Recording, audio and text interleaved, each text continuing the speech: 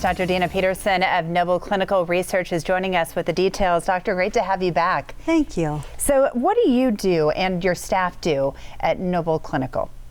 We conduct FDA-approved research studies testing new medicines to make sure that they're safe and effective. And I mean, there's so many out there. People might be asking themselves, do we really need new medicines? Great question. In 20 years as a family doctor, I've learned that not all medicines work for all people, and oftentimes more than one medicine is needed to treat a problem. But with the right combination of treatments, people really can feel better and live longer. So let's talk about the specific. What type of medicines do you study there? We study medicines for a lot of different indications, a lot of different medical problems. We nearly always have a study for knee pain from osteoarthritis, and in fact we have 3 of those going on right now studying different medicines.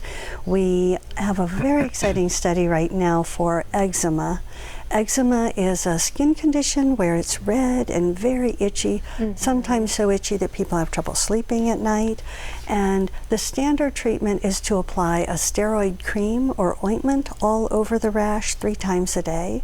One of the things that's terrific about this new medicine is that it's a pill that's taken once a day and can settle down all of the inflamed skin. So that looks really terrific. When people have eczema, sometimes they just have a little bit. It may be inside of their elbows, around their neck. But this study is looking for people who have a fair amount of eczema, at least 10% of their body. And then it kind of takes over the way that you live in a way. People get very self-conscious about it. You think about what you're going to wear or how do you hide something. I mean, I think we've all seen those commercials about what people go through. That's an excellent observation. Yes, people really can feel embarrassed if it covers an area that is going to be seen with certain clothing and so on. We have another study for insomnia. Trouble falling asleep or staying asleep, of course. And this study is really terrific in that people who volunteer for this study, who screen for this study, get to have a sleep study, an overnight sleep study. This is a very expensive test that many insurance companies do not want to pay for. So even if they don't qualify for the study, they often derive benefit from the testing. For example, just a week ago, we had a man who did not qualify for the study because the sleep study shows that he doesn't have insomnia, but rather he has severe sleep apnea, which is a very dangerous condition, and his insurance company was not willing to pay for a sleep study.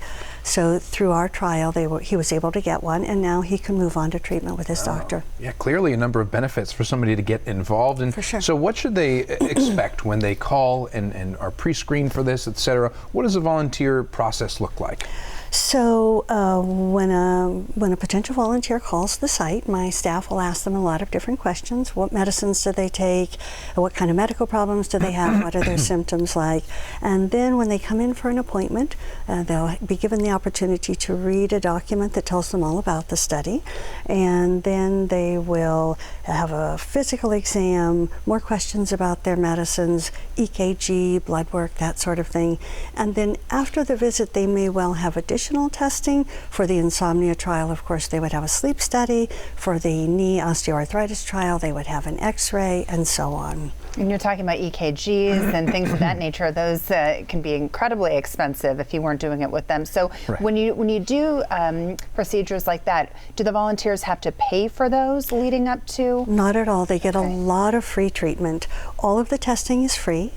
And in addition to that, volunteers are compensated for their time and travel efforts anywhere between $200 and $2,500, depending on the time commitment to the study. Awesome. And I imagine for a lot of them, there's a source of pride. It's a sense of pride to be a part of a study like this, right? That's exactly right. I tell people all of the medicines we have because of volunteers like them. So it's really a tremendous contribution. We also have a very exciting study for menopause, for women who have hot flashes in the menopause. This is a new estrogen, and we have not had a new estrogen in decades.